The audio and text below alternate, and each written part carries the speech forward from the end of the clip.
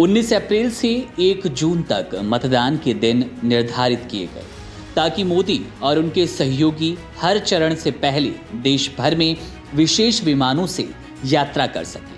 इससे पहले चुनाव मई तक समाप्त हो जाते थे, लेकिन इस साल इसे 1 जून तक बढ़ा दिया गया। ऐसा इसलिए क्योंकि पीएम मोदी सैन्य विमानों पर अलग अलग जगहों का दौरा कर सके, जबकि हमें अपने हेलीकॉप्टर और परिवहन की व्यवस्था खुद करने के लिए कहा गया। लोकसभा चुनाव 2024 के लिए पहले चरण के मतदान संपन्न हो गए। ऐसे में अब पश्चिम बंगाल की मुख्यमंत्री ममता बनर्जी ने चुनाव आयोग पर वार किया।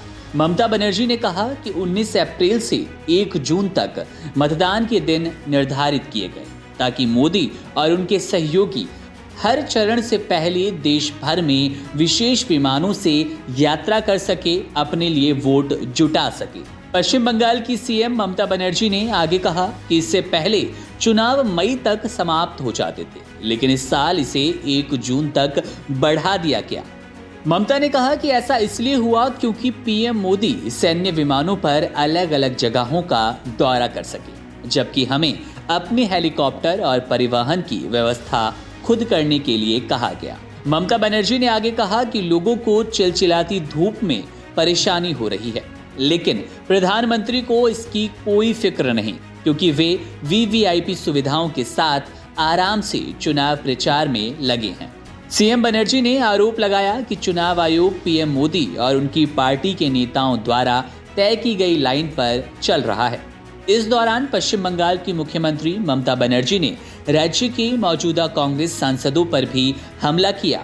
उन्होंने कहा कि 2019 के बाद किसी भी सांसद ने केंद्र द्वारा मनरेगा फंड जारी करने या फिर पीएम आवास योजना के तहत गरीबों के लिए घर बनाने के संबंध में राज्य का मुद्दा नहीं उठाया। टीएमसी सांसदों ने जब इसका विरोध किया तो उन्हें गिरफ्तार कर लिया गया।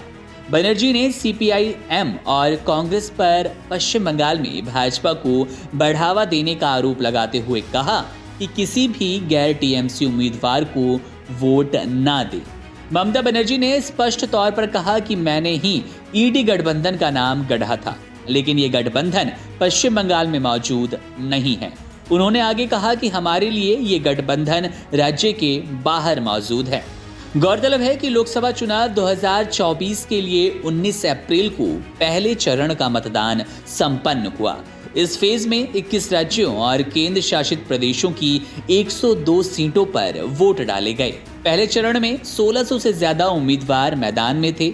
इस चरण में 9 केंद्रीय मंत्री, 2 पूर्व मुख्यमंत्री और 1 पूर्व राज्यपाल की किस्मत भी दांव पर थी। वोटिंग सुबह 7 बजे शुरू हुई थी और शाम 6 बजे तक चली।